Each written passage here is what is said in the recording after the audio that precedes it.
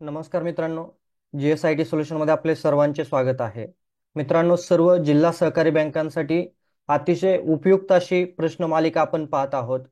त्याच्यामध्ये आज आपण 5 मिनिटांमध्ये 5 महत्त्वाचे प्रश्न पाहणार आहोत की जे तुम्हाला येणाऱ्या परीक्षेमध्ये कदाचित विचारले जाऊ शकतात. अशा प्रश्नांची तयारी आपण 5 मिनिटांमध्ये 5 प्रश्नांमध्ये करत असतो.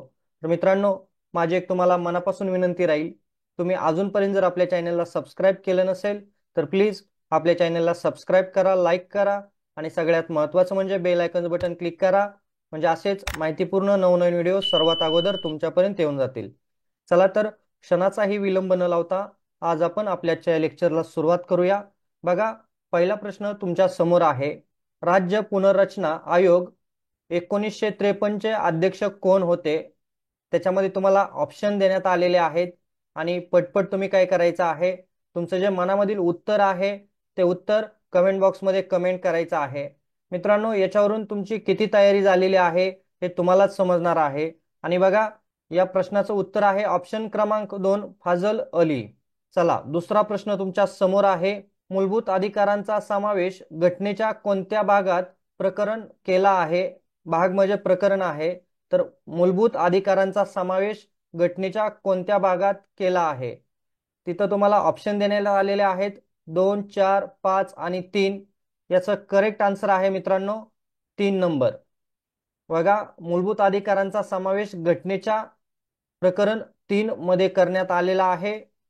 तिसरा प्रश्न मित्रांनो तुमच्या समोर आहे. भारतीय राज्यघटनेचे कलम 25 कशाशी संबंधित आहे? बघा, अतिशय महत्वाचा प्रश्न या ठिकाणी आहे. भारतीय राज्यघटनेचे कलम 25 कशाशी संबंधित आहे? असे कलमाशी संबंधित प्रश्न तुम्हाला परीक्षेमध्ये विचारले जातात. समानतेचा अधिकार, संपत्तीचे अधिकार, धर्मस्वातंत्र्याचे अधिकार, शिक्षणाचा अधिकार. आणि चला, करेक्ट आन्सर तुम्ही पटपट द्यायचा आहे.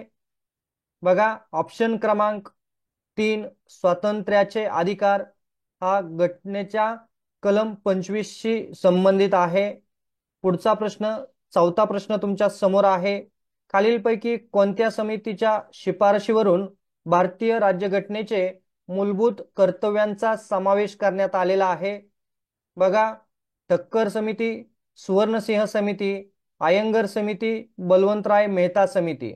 इथं तुम्हाला काय विचारलेलं आहे, तर खालीलपैकी कोणत्या समितीच्या शिफारशीवरून भारतीय राज्यघटनेचे मूलभूत कर्तव्याचा समावेश करण्यात आलेला आहे? मूलभूत कर्तव्य कोणते आहेत जे आपल्याला भारतीय राज्यघटनेने दिलेले आहेत? तर त्याच्यामध्ये बघा, सर्वात महत्वाची समिती आहे ती आहे सुवर्णसिंह समिती. यांच्या समितीच्या शिफारशीवरून भारतीय राज्यघटनेत मूलभूत कर्तव्याचा समावेश करण्यात आलेला आहे. आणि आजच्या प्रश्नमालिकेतील सगळ्यात शेवटचा आणि 5वा प्रश्न आहे तुमच्या समोर मित्रांनो.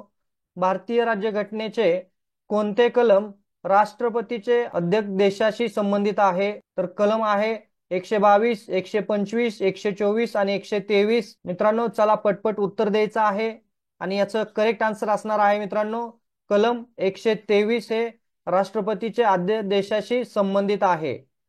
मित्रांनो, तुम्हाला आपले आजचे प्रश्न आवडले असतील तर नक्कीच आपल्या चॅनलला लाईक करायचे, सबस्क्राईब करायचं आहे आणि महत्त्वाचं म्हणजे बेल